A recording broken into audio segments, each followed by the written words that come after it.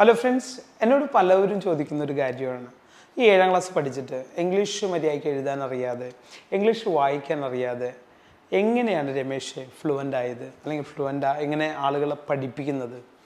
അപ്പോൾ ഞാൻ അവരോട് പറയുന്ന ഒരു കാര്യമാണ്, നിങ്ങളൊരു സ്വപ്നം കണ്ടു കഴിഞ്ഞാൽ അത് നേടിയെടുക്കാതെ ഒരു സ്റ്റെപ്പ് പോലും പിന്നിലേക്ക് വയ്ക്കരുത്.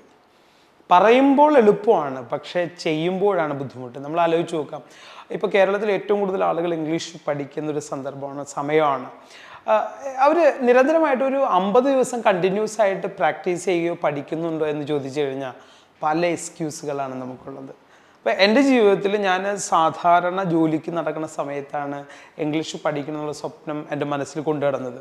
പക്ഷെ ആ സാഹചര്യങ്ങൾ ഉണ്ടാക്കിയെടുക്കാനായിട്ട് വർഷങ്ങളുടെ പരിശ്രമം ഉണ്ടായി. അതൊന്നും നമ്മൾ ആരും കാണില്ല, നമ്മൾ എത്ര ഹാർഡ് വർക്ക് ചെയ്യുന്നു, എത്രത്തോളം അതിനുവേണ്ടി പ്രവർത്തിക്കുന്നു എന്നും. അപ്പോൾ ഇംഗ്ലീഷ് പഠിക്കാനായിട്ടൊരു അവസരം കിട്ടിയപ്പോൾ അതിൽ പരിപൂർണമായിട്ട് അതിലേക്ക് മുങ്ങുക എന്ന് പറയും. നമ്മൾ അതിൻ്റെ കരയിൽ നിന്നിട്ടല്ല സംസാരിക്കേണ്ടത്, നമ്മൾ പരിപൂർണമായിട്ട് നമ്മളെ സമർപ്പിക്കുക എന്ന് പറയും. അപ്പോൾ 5 മണിക്കൂർ 6 മണിക്കൂർ കണ്ടിന്യൂസ് ഒരേ പേജ് തന്നെ കണ്ടിന്യൂസ് പ്രാക്ടീസ് ചെയ്തപ്പോഴാണ് എനിക്ക് ഒരു കാര്യം മനസ്സിലായത്, നമ്മൾ കണ്ടിന്യൂസ് ആയിട്ട് പ്രാക്ടീസ് ചെയ്യുമ്പോൾ നമുക്ക് അതിൽ സ്പെഷ്യലൈസ് ചെയ്യാൻ കഴിയുന്നു. അതെനിക്ക് മനസ്സിലായത് karate പ്രാക്ടീസിലൂടെയാണ്.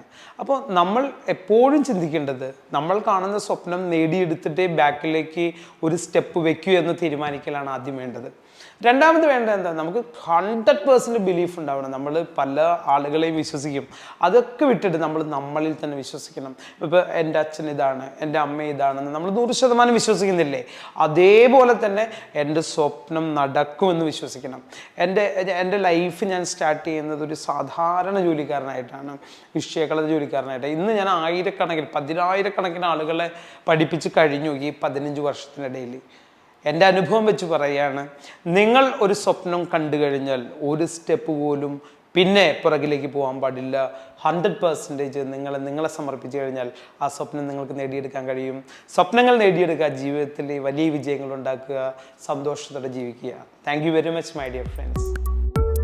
Anybody can speak English. The Western Speaker, Palarivattom.